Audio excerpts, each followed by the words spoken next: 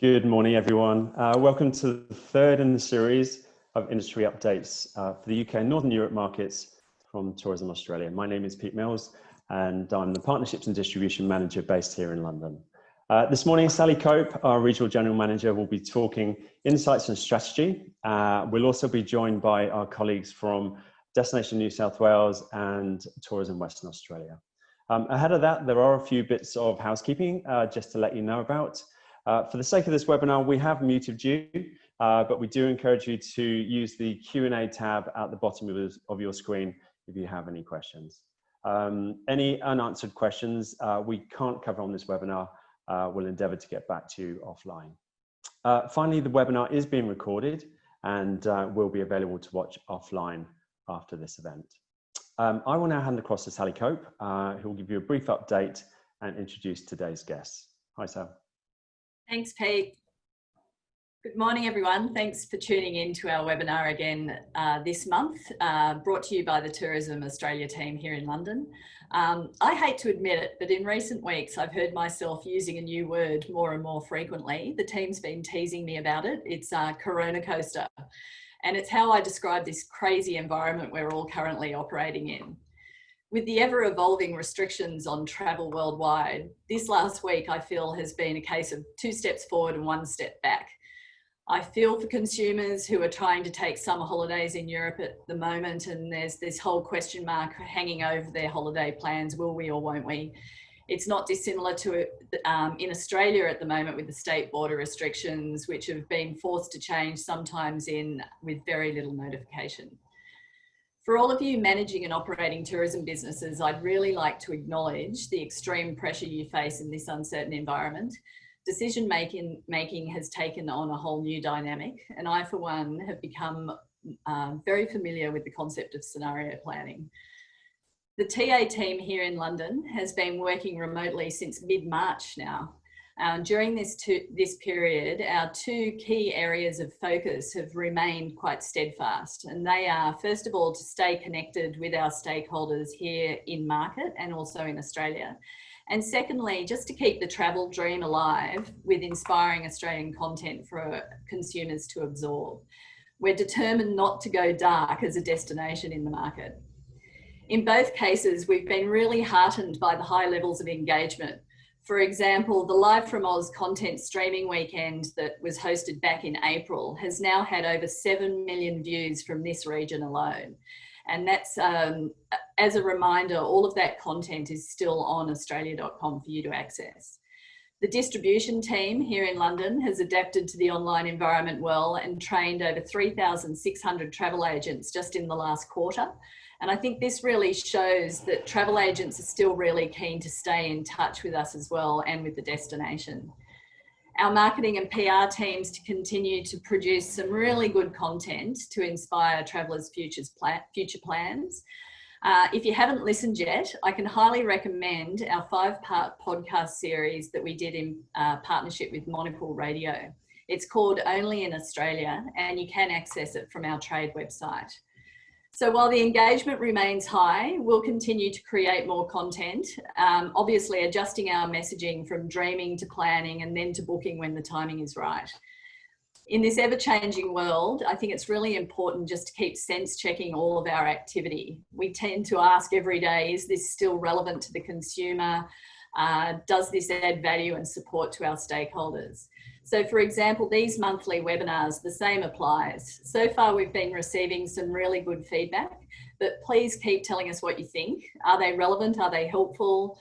Are there any specific topics you'd like us to dive deep into in future sessions? Just let us know. One question we received before today's webinar asked about our plans for ATE 2021. This is currently in review and we will keep you informed well ahead of time of our plans. It's such an important event in our calendar that you can be assured it's being looked at with the highest priority. So we'll definitely keep you posted. Today, I'm pleased to introduce you to Rob Dugan, who heads up Tourism Australia's strategy and research team. One thing I learned when I joined TA is that very little is done without research insights to inform the strategy. So in today's environment, I think it's fair to say that it's never been more important. We've invited Rob along to explain our approach to supporting Australia's tourism recovery and to share some insights with you. So welcome, Rob. Thanks so much, Sally. That is a fantastic introduction. And I think you're right. At this stage, everyone is kind of screaming out for more information and more direction. So research and strategy really important. I don't think I have all the answers, so I'm really sorry about that. But I'll do my best to give you an update on some of the stuff that we've been seeing and some of the research that we've been doing in the markets and some insights into Australia as well. All right, I'll bow out and I'll let you run through some of the insights, and then I'll come back and we can catch up with some questions. All right, fantastic. Okay, so I will run through some insights today. Know that the data or most of the data that I'm about to show you kind of landed on my desk at about 3 p.m. this afternoon, and it's 6 or 7 o'clock now. So if it feels like I'm playing PowerPoint roulette at some points, I'm sorry. It's only because these slides are very, very, very fresh and I haven't really had a chance to kind of properly go through them. But obviously, what's been happening in Australia is obviously hugely kind of big news for us, but we've seen, significant health situation unfolding in Victoria and rising cases. We've seen Melbourne go into stage 4 restrictions recently, and we've seen regional Victoria go into increased stages as well, depending. We've also seen, South Australia start to put in some increased restrictions yesterday, and also Queensland has closed the border to people from Greater Sydney. So this is just creating a degree of uncertainty about the destination that I think is having a big impact on travel. And depending on how that's kind of picked up around the world, I think that's starting to have a big impact on people's perceptions of Australia as a destination. But I'm not going to kind of dwell on this stuff. I'll just show you some of the data that goes around it. But I suppose one thing that I do find really interesting is obviously how coverage is going to impact perceptions. After the bushfires, we saw Australia painted really, we saw perceptions of Australia being unfairly kind of negative. And obviously the bushfires were incredibly tragic and really traumatic and very, very severe. There's no kind of denying that. But just in terms of how people perceive that impacting the tourism industry, and areas that weren't impacted, for example, was far greater than it necessarily kind of was. And I think the health situation in Australia, which has been so good, is unfairly kind of negatively perceived in lots of markets around the world, and I think to an extent including the UK as well. So if you look at some of the kind of recent kind of media coverage, there's a slight difference in kind of positive or negative kind of sentiment, but it does feel like mentions in Australia are far higher at the moment. So we are seeing a lot more kind of coverage within Australia, and I think that's to do with where these two markets sitting in terms of obviously the kind of coronavirus cases or daily cases. And I think whether you're on the up or on the down are the things that have a big impact on perceptions around travel. Lots and lots of the metrics that we are tracking correlate, and even ones you wouldn't necessarily think should correlate to daily cases, but they do. And we're seeing that the whole kind of psyche of this country and lots of other markets are really wrapped up in those kind of daily cases. And obviously with the UK on the way down and with Australia on the way up, you're seeing very, very kind of different mindsets, even though it looks like these cases are the same. Obviously we've got very kind of different populations, 66 in the UK and 25 in Australia, but it's the trajectory I think that has the biggest impact. So this is obviously something that we had shown and we spoke about after the bushfires, and that top line crisis recovery new normal is something that we had spoken about as our bushfire recovery model.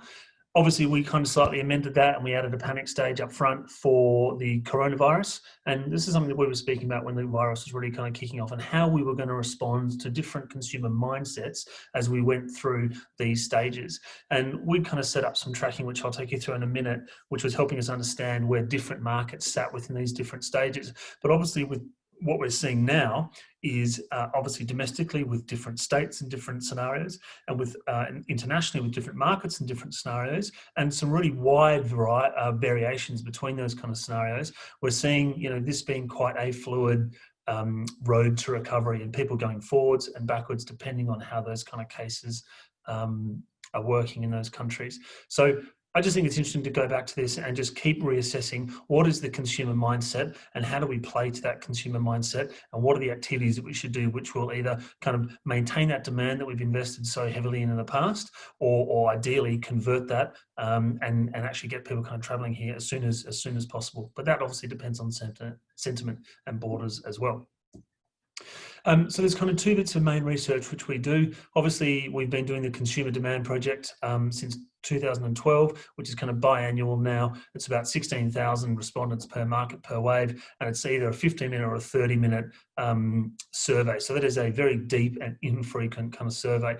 What we set up as part of our what we called our green light project was a sentiment tracker, which was going into markets fortnightly and domestically as well, and doing a really light dip with only kind of 10 questions and 300 respondents per market every fortnight to try and get data so that we could understand when that sentiment is changing and ideally give us the biggest head start into getting back into market as quickly as possible. What we've done for our international markets, apart from New Zealand, is move that to a monthly tracker. Obviously, because the border situation is looking like it's going to go on for a little bit longer, so we've just tried to rationalise some costs in that way, but still making sure that we're getting frequent data, and we can update that with specific questions if we think that's necessary. So in terms of some of the data that we've seen recently, obviously the perception that kind of correlates most closely with actual kind of daily cases is Australia as a destination that seems safe to travel.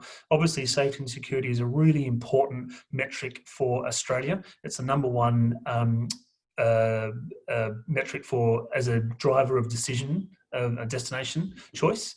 And given the relative strength of our kind of health position, we're kind of ideally seeing that as something that we could use as a kind of bit of competitive advantage moving forward. Of course, with the recent cases, you start to see this start to dip away a little bit with UK travellers, which is a bit of a shame, and we'd like to see that stay as high as possible. I think overall, and if you look at this data across markets, you get a sense that even kind of previously when Australia had really kind of negligible kind of numbers, that the perception of Australia as a safe destination was just unfortunately kind of too low. So I think that's something we need to address. And even now that the case numbers are rising, they're still very, very low. But this is going to continue to be a big driver of choice, obviously. Also, what we're seeing recently in the UK, which I was slightly kind of surprised about, given that the overall kind of trend of cases was a decrease in kind of propensity to travel. So that red line on the top is not thinking about travel at all. The orange line is thinking or dreaming, and the blue line is actually researching a destination or actively planning. So what you can see is that thinking or dreaming is relatively static, but we see not thinking about it increasing and researching kind of decreasing. So it looks like people are stepping a little bit back from travel at the moment in the UK. In terms of the kind of main lead indicators that we're tracking, which would be kind of consumer confidence, travel intention, and booking intention, and these don't track exactly to the booking lags that you'd see in these markets. But obviously travel intention 3 to 6 months and booking intention in the next month, we just track those because they give us difference over time when we're looking for shifts rather than across that kind of customer journey. Obviously consumer confidence is under that 100 mark, which would be neutral, so still negative, but relatively kind of static. Travel intention, again, relatively static. Where we have seen a drop or a significant drop is in that kind of booking intention. So that's over the last month. So that was after we'd kind of gone from fortnightly tracking to monthly tracking. That is a bit of a way that you see Brits looking to or not looking to travel in the next month, and that shift in that metric is a bit of a concern. So in terms of intended timing of next international trip, what you can see is that 23% of Brits looking to travel internationally in the next 6 months, 1 in 4, and just over half not intending to travel internationally in the next 6 months. So that's obviously very different, certainly to what we'd see kind of domestically. I think obviously when we had started looking at how we think people will return and how you see markets like China return, or even Japan after Fukushima, it's generally those kind of shorter trips which come back more quickly, day trips, overnighters, and then kind of short haul and then more long haul trips. So I suppose it's not surprising for international trips that you'd see more people looking to book after 6 months when things have calmed down a little bit. I think the big thing for me is actually how high the not sure is. That is relatively high to lots of other data points that we're kind of seeing. And I think it just shows that one of the biggest barriers we're going to face in the future is actually people overcoming the uncertainty of travel with cancellations and bookings and all that type of thing and border closures. So I think it's the uncertainty that is the big kind of barrier that we're going to face. In terms of what we see with, if we look at how those two audiences kind of split out, so if we look at those people who aren't planning on traveling in the next 6 months, that 56%, the top three barriers are obviously what you'd expect. I'm afraid I will contract coronavirus. I wouldn't like to risk spreading the virus. And I'm not interested in international travel at the moment as a bit of a kind of a catch-all. But really the health concerns are the big ones that people are worried about. And obviously that comes with all the sorts of things you'd expect where people have these types of health concerns. So crowds and the like. And so this is a bit of data that we pulled from YouGov's fantastic tracker, which is kind of publicly available, which is looking at people wanting to avoid physical contact with tourists. Now, of course, originally that was when the virus was being spread by tourists in those original days. But of course, that is equally kind of valid when you're going to tourist destinations, you're on buses, you're on trains, you're on long haul flights, you're at buffets and those types of things. So people are still very, very worried about interacting with kind of Joe Public. And obviously when you kind of travel, that's something that happens. So people will be looking for experiences where they can have that kind of sense of contactless and being able to be kind of social distance or have more control over the health situation of the destination where they're going. In terms of for those who do want to travel in the next 6 months, so that 23%, really encouragingly for me, what you see is people feel like they really need a holiday.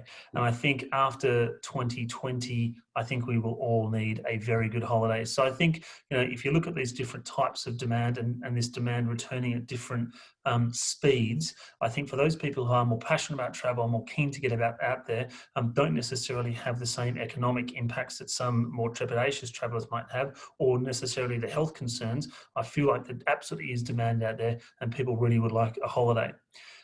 People also want to replace a previously delayed trip, which comes back to that point about uncertainty. People looking to actually kind of realise that sort of latent demand that is existing out there, and also people wanting to visit friends and relatives, which is relating to a trend we're seeing in pretty much every market, which is that desire to get back to the core kind of family unit, close friends, and actually reconnect after what has been, an incredibly kind of traumatic year for everyone and some people in particular.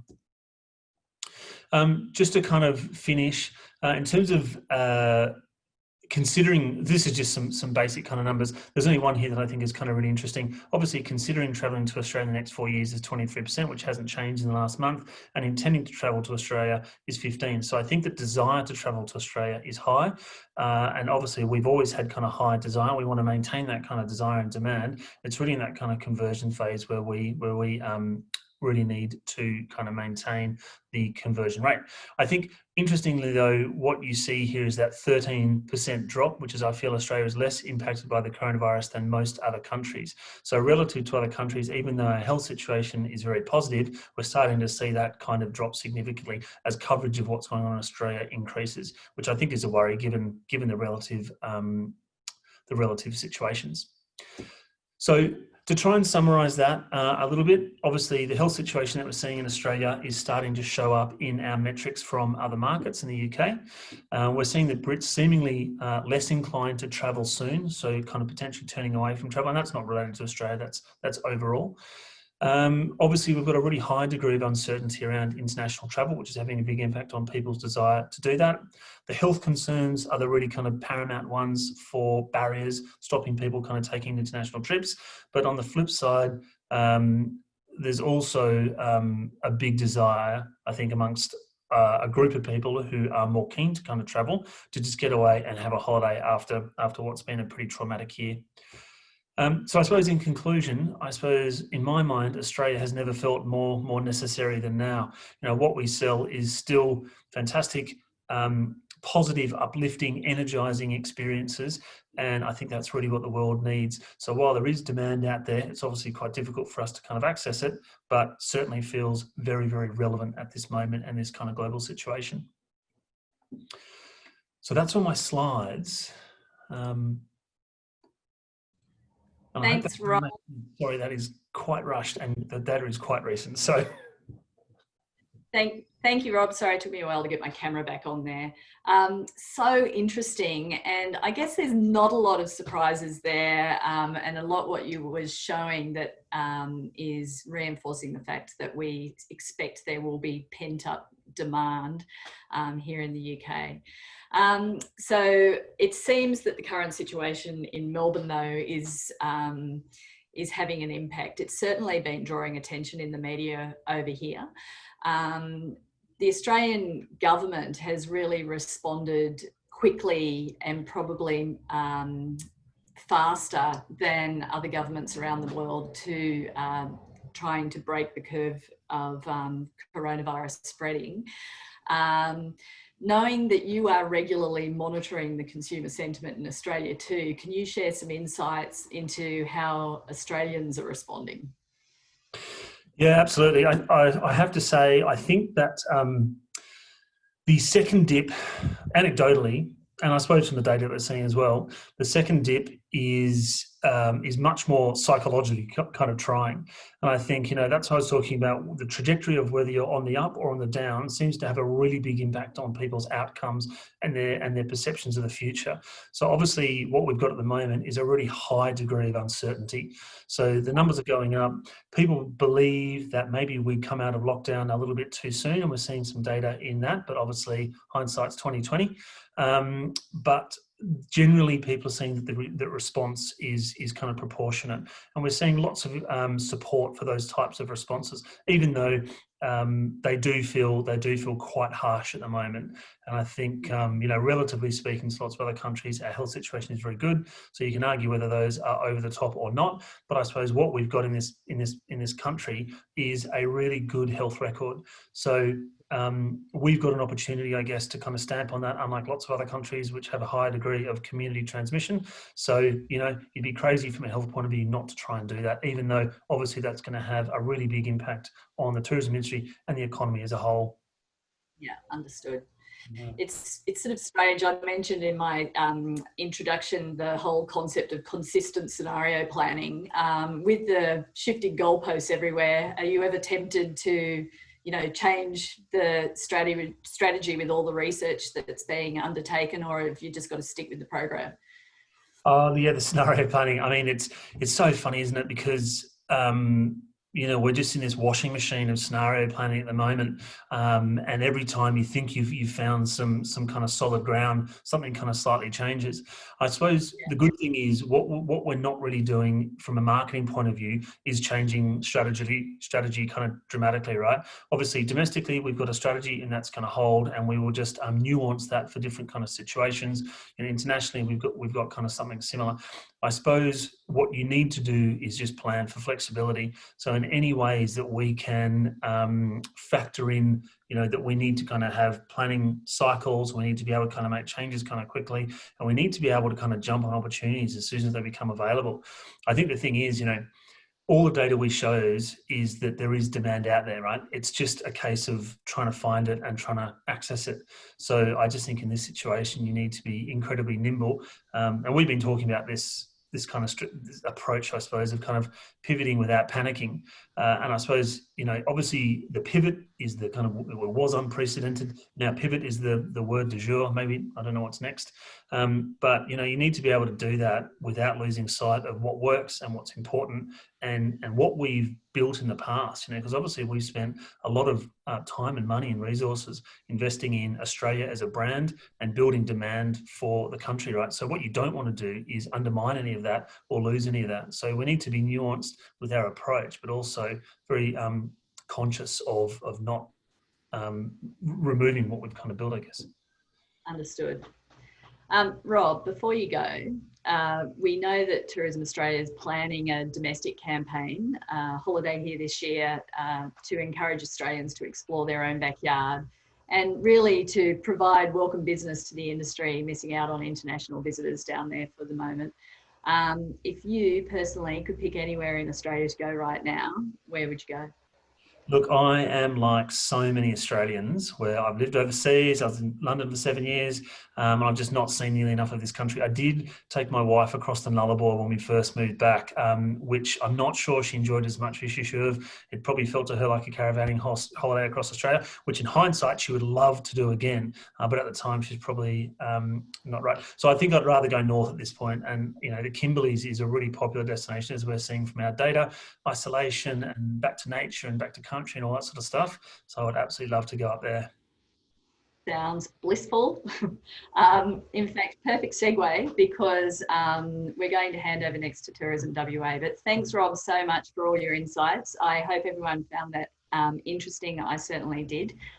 Greatly appreciate all the work and research you're doing to inform what we're doing. And I'll hand over now to Ellen Thomas from Tourism WA to provide an update from the West. Thank you, Ellen. Thanks so much, Sal, and thank you for having us today. Great to speak to everyone this morning, and great choice there, Rob. Highly recommend the Kimberley. So to start off this morning, I'd love to whiz all of you straight over to Western Australia. We have a message from Kelsey Johnston, who's our Director of International Markets, that she wanted to give you.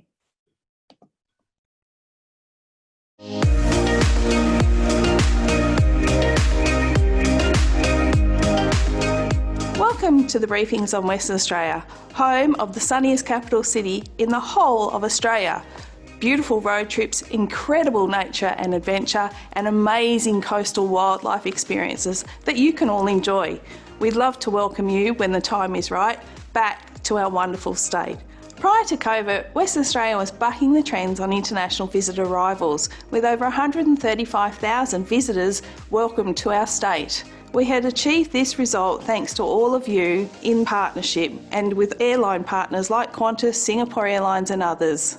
It might surprise you to know that 10% of our visitor numbers are VFR travellers, which we love welcoming to Western Australia because they enjoy all the natural beauties that we have, right down from the southwest and our Margaret River region, right up to the Kimberley, the Bungles and the amazing horizontal waterfalls. We were really lucky some years ago, with all of your help, to welcome Qantas direct flights from London Heathrow to Perth and help position us as the Western gateway to Australia. How amazing, and what a success story that has been for us all. We really want to thank all of our trade partners and airline partners for continuing your support through these tough economic times. Western Australia has a world-leading response to the pandemic, which is fantastic news for us. It means that we have had no community transmissions within the last 100 days. As a result, as a West Australian, I've been able to travel within the state. How amazing is that? Get up to the amazing Ningaloo Reef, and in 2 weeks I'm going down to Margaret River. Hope you're not all jealous. But it does mean our economy has kick-started again, and our tour operators are open. I'm really looking forward to the opportunity of when we can welcome our international visitors back, when the time permits. Right now, the team are really busy marketing Western Australians to holiday at home. See our great state and get out, wander out yonder. Soon, we'll be looking at marketing campaigns in the United Kingdom. It will be led by our theme, Adventure Awaits. It will be promoting a safe destination, epic road trips, amazing holidays that you can't buy anywhere else on the globe. Western Australia takes up 1/3 of the whole of Australia, and as the Western Gateway, you think you might have seen everything, but I can tell you there's a lot of new things opening up within our state. The new Kalbarri Skywalk has just opened. What a spectacular viewing platform that is. And in 2023, we'll welcome the opening of the Western Hotel in Margaret River, and what a fabulous asset that will be to that region.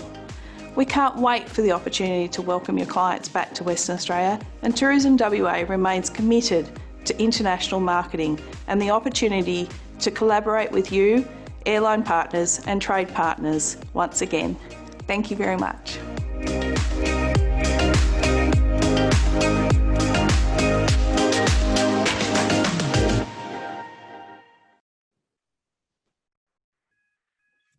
So as Kelsey mentioned, we've been lucky to get a lot of new product announcements and development over the last few months, and you should be receiving those updates from our product newsletter. But if you're not and you want to be on the list, please do let me know. So in the UK, we've been really busy the last few months training. My colleague Emma has had a great response. We've had about 400 agents join us live on her webinars and about 10,000 video catch-up views as well. One of the innovations we've looked at over here is virtual fams while we're waiting to be able to get over there ourselves. We launched with Spinning Globe the Coral Coast Highway virtual fam, so agents can do that journey from Perth right up to Exmouth, which takes in those amazing Pink Lakes, Secret Islands, and 2 UNESCO listed World Heritage Sites. As you know, Avis launched a one-way pricing structure on that route about 2 years ago now, and that's been going really well. It makes it much more affordable to do that fly drive. So much so that Hertz got in on the action at the beginning of this year, and they announced a similar pricing structure, but with the extra benefit that you can go on to Carragini as well. So we think that will be a really great route. And what we're seeing is that pricing structure will be in place guaranteed till at least the end of October 21. So the other thing we've been doing, like Tourism Australia, is keeping consumer demand going during this time, embracing all things virtual, from virtual reader events where we had Monty Halls drive 200 Telegraph readers up the coast to swim with whale sharks and hike in Kalbarri National Park, through to sharing all our new news with media as well. And they've been really enthusiastic about it. We've had the Sunday Times, the Telegraph, and the Independent, who've all been recommending Western Australia for bucket list trips in 2021. So we hope that that will help provide some leads to you now and in the future. Next is Adventure Awaits, which Kelsey mentioned. So this is a video suite that we will be making available. It's meant to be as flexible as possible so that you can use it should you want to. And I'd love to show you a video now. My name is Capes. I'm from a company, my company called Woolagorinyinda Eco-Cultural Adventures. And we are based in a place that we call Budadaguda, also known as the Shark Bay World Heritage Area in Western Australia.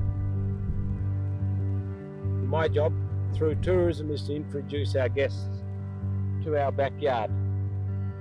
We want to show people this country from the inside, not from the outside. Because whilst this place looks beautiful and spectacular, in our Aboriginal culture we say it's not what nature looks like, it's actually what nature feels like. This is the place where the desert meets the ocean. And we want you guys to come and join us so you can feel the energy of Budadaguda, just like we do. So as Kate says, the nature in Western Australia is truly amazing and very restorative. But we'd love to know which of our amazing wildlife experiences you think would appeal most to your customers. So we've got a little poll for you now. We'd love to know which of the following you think would appeal most. So is it the smiley quokkas of Rottnest? Is it the swimming with the majestic big three at Ningaloo Reef? Spotting orcas off the coast near Albany? Sunbathing with kangaroos at Lucky Beach, classic? Or an expedition cruise perhaps in the Kimberley where you can see crocs, whales and the very cute snubfin dolphins?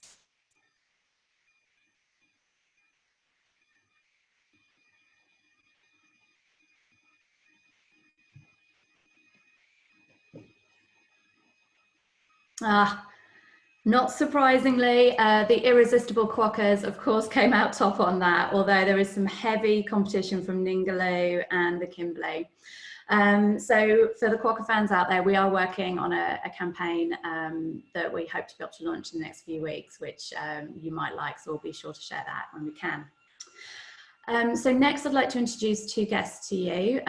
Firstly, as Kelsey suggested, we have a really close connection in Western Australia to the UK. Like all of Australia, but particularly in Western Australia, there's lots of Brits who went on holiday and then never went home, they stayed. About 10% of our population in Perth were born in the UK.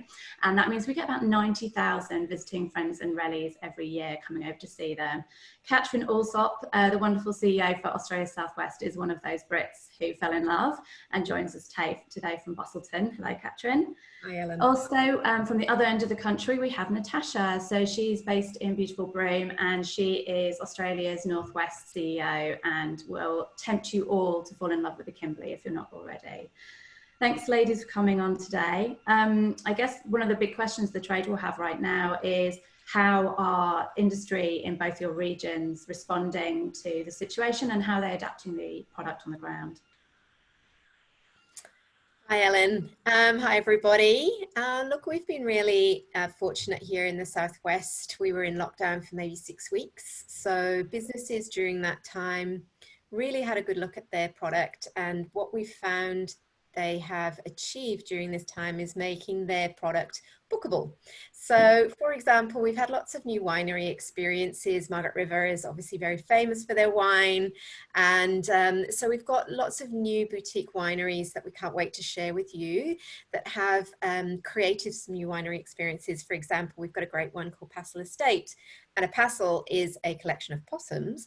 And they have a new bookable experience, which is a winery flight of wine tasting and with a nature walk through their garden and their possum sanctuary. So there's some really nice products that have actually come out of this.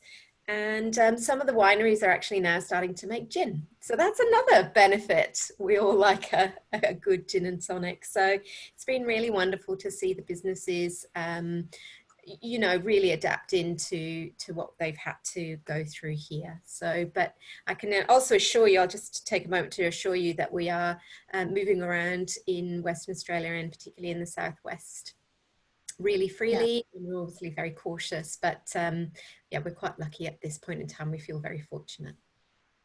Yeah, I think that's one of the things it's worth mentioning about Western Australia. I think you guys all know it's an incredible spacious destination. I think our population density is something like 2.5 people per square mile, so plenty of room to roam. Yeah. And what about you, Tash? What are you seeing in the Kimberley product and the Pilbara product? Look, well, a lot of our operators have had to really work hard at changing around what they do on a day-to-day basis. So they've pivoted. There's been a lot of virtual experiences that they've done really well in being able to charge. Kimberley Air Tours being able to charge to fly to along through the Lake Argyle and through to the Berkeley River have really been innovative, and they're a resilient bunch up here in the north because we've done it pretty tough up here with our operators, particularly in the East Kimberley. But I'm really pleased to say that during all this time, there's still some amazing new product that will be available in the coming years, and that's available now. One of them is there's two things I'll talk about very quickly. One is with Kimberley Air Services, or CAS helicopters. There's this new incredible scenic flight to basically you can fly out in a helicopter to one of Australia's largest inshore reefs for a aerial perspective of this amazing natural phenomenon. So it's kind of otherworldly. It's one of my most favourite things in the whole of the Kimberley Montgomery Reef. And from that aerial perspective, you can see crocs and dugongs, and you can see fish, and the tidal running over it is just something that you never experience anywhere else. So that's pretty exciting, because that also includes potentially a trip and can hook up with a trip to the infamous horizontal falls. So look out for that one. And secondly, new product that will be available for everyone to come and experience is we're sealing the Cape Leveque Road. So from Broome up to the wonderful Coolgym at Cape Leveque and also Cygnet Bay. And because of that, there have been a load more Aboriginal experiences being developed that visitors will be able to enjoy and that will be bookable. So really exciting on those two fronts, Ellen. Oh, fantastic. And the colours up at Cape Leveque really do have to be seen to be believed, don't they? Catherine, I know you've got some great new products as well, some hotel developments. Would you just run through those for us quickly? Yeah, so as Kelsey mentioned, we've got the Westin in Margaret River right on the beach there, 2023. We've also got 2 Hilton hotels that are being built in Bustleton and Albany, so they're Garden Inn. And then we've also got a new hotel in Manchester, So that's in Southern Forest region, which is really great and well known for their truffles and truffle hunting. And we've also seen quite a lot of new boutique bars opening. So that's really fantastic, one in Pemberton. And I think that's really lovely to see that people are still investing in new businesses here. Absolutely. I think there's always too much to say about Western Australia, and I know we have to wrap up now, but thank you both for telling us about your updates, and we'll make sure we share those with the product afterwards. Thanks, Pete. That's it from us. Thanks, Alan. That was really insightful, and thanks for your guests today as well for joining us. I am now joined by my colleague Siobhan Shaw, who's the Regional Manager for UK and Europe for Destination New South Wales. Good morning. Morning, Pete. So, Siobhan, domestic travel restarted in New South Wales on the 1st of June. What's the current situation with regards to travel? Yeah, so I mean, I think obviously people will have seen some of this in the news, but we were really kind of delighted initially to see that those travel restrictions were lifted on the 1st of June, and we saw other restrictions gradually being eased as well. However, on the 19th of July, New South Wales Health did update its advice, calling on people to avoid non-essential travel and gatherings. So tourism and hospitality businesses do remain open at the moment, and travel is permitted under the current sort of New South Wales Health public order. But obviously those businesses that are open do need to follow and implement their COVID safety plan just to ensure the health and safety of their customers and staff. And as I said, it is encouraged to avoid non-essential travel at this time. We are obviously supporting TA's travel status map. So that's where we're sort of hoping to communicate the latest restrictions or any changes in that with regards to travel across New South Wales. But in the meantime, obviously our role at DNSW is to continue to promote all the amazing and diverse experiences that we have across the state, which we did start doing with a major tourism recovery campaign called Now's the Time to Love New South Wales, which did launch on the 1st of June. And some of that has extended into international markets. So we've got some amazing content out there, which has been available via our consumer website and has also been shared via our product e-newsletter. But one of the pieces of that content is actually inviting some of our New South Wales tourism products to tell their local stories. It's called our Local Legends series. So I'd just like to share one of those with everybody now from Paper Bark Camp in Jervis Bay. The thing I love most about Jervis Bay and this part of the Shoalhaven is the relaxed atmosphere, the spectacular nature, sun-drenched afternoons on the white sandy beaches, followed by some cold beers at the local brewery. My name is Ben Hutchings and we're at Paper Bark Camp in the Shoalhaven. Mum and Dad opened it back in 1999 and it was the very first glamping property in Australia. Jervis Bay is a marine park. It's got the most stunning beaches and it's like an adventurer's playground, like a screaming out with activities. The thing I love most about running a tourism business in the Shoalhaven region is working with a wonderful team to show some excellent guests this beautiful area and getting to know the wonderful people that come through.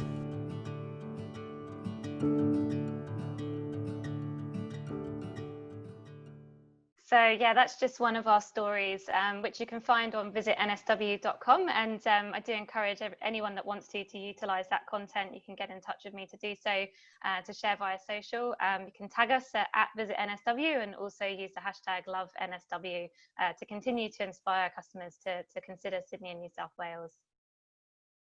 Perfect. I love that property as well. It's amazing. Maybe you can tell us what's new for Destination New South Wales at the moment.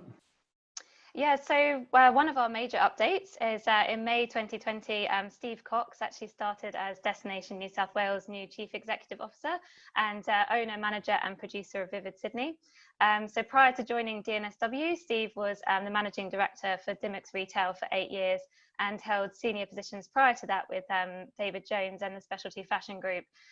So we're delighted that Steve is a passionate and energetic champion for Sydney and regional New South Wales, and his current focus is spearheading the strategic direction for the organisation and particularly reviewing the Visitor Economy Industry Action Plan for 2030. So it's really exciting to see what comes of his new leadership. Elsewhere in the organisation, we've also developed a new travel trade toolkit. So this is a training resource. It also features other tools and resources for the travel trade to utilise.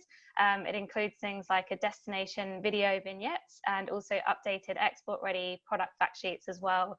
That can all be found at destinationnsw.com.au/trade toolkit.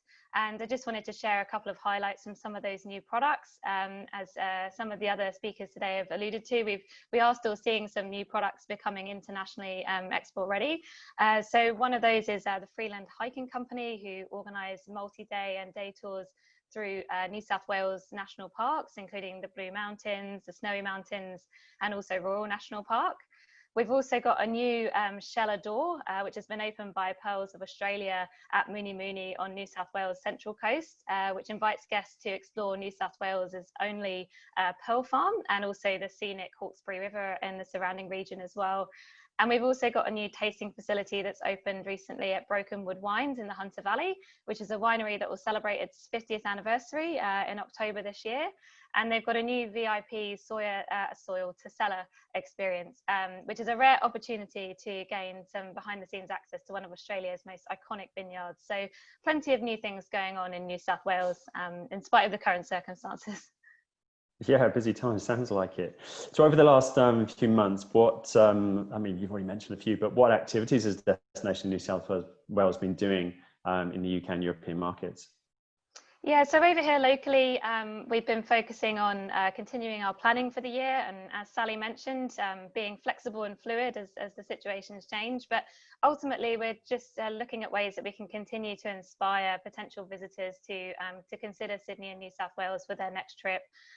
We've done a lot with the trade. So from the 16th of June to 7th of July, we ran the Destination New South Wales UK and Europe webinar series, which welcomed agents from across our European markets, including the UK, Germany, France, Italy, and beyond.